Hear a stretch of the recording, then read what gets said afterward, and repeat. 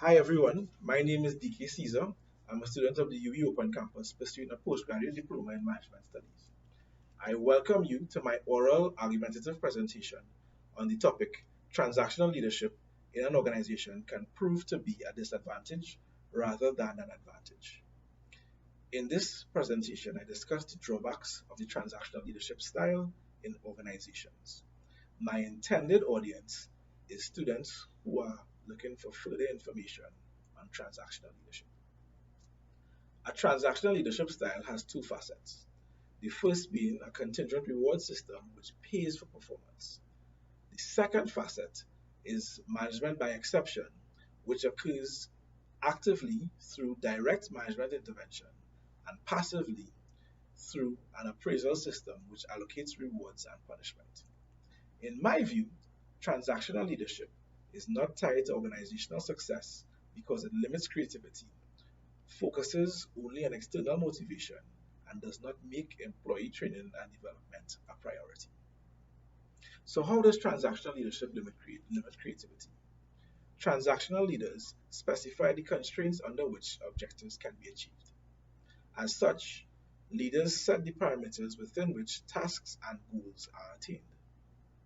In a 2017 study by Asfa et al., a negative correlation was identified between transactional leadership and creativity. What that means is that an organizational structure with a transactional leader prevents employees from finding creative solutions which are outside the defined processes, and that effectively traps their creativity within. Another argument is that transactional leadership focuses on external motivation. My research shows that a key facet of transactional leadership is contingent reward. My research also shows that there's a positive correlation between reward, motivation, and performance. Because the focus is solely on external motivation, potential for employee demotivation exists when rewards cannot be provided for achievement of the targets that are set. An example of this could be when organizational financial constraints mean that bonuses cannot be paid. A third argument is that transactional leadership does not put a priority on training and development.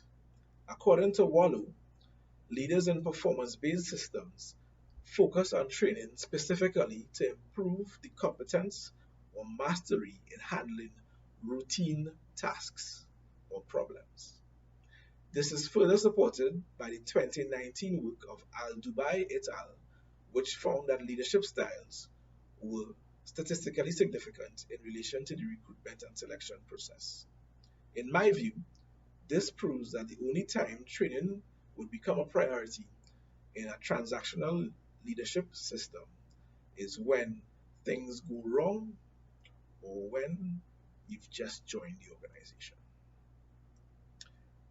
Other researchers have shown that there are positives to transactional leadership as it enables rapid achievement of goals, making it relevant to organizational success.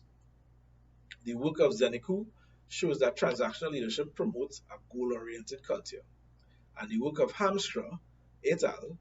Shows that transactional leadership can be instrumental in promoting followers' adoption of performance goals. However, the problem is long-term goals and objectives. Some tasks cannot be broken down into short-term objectives. In such instances, organizations struggle, again showing that transactional leadership is not really tied to organizational success. In 2020, the Indeed Career Guide observed that transactional leadership models struggle with long-term objectives and key results. As such, organizations will be unable to cope with dynamic environmental factors. The work of Forrest and Kleiner in 2011 further supports this view, as it shows that while short-term benefits may accrue when transactional leadership styles are used, the effects of this style on employee morale and creativity can lead to a high turnover and therefore that can cause long-term organizational continuity problems. In conclusion, while a transactional leadership style may have its benefits, it is not a style that can be adapted for all circumstances within all organizations.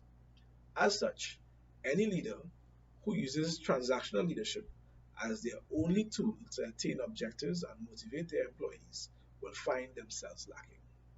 Thank you.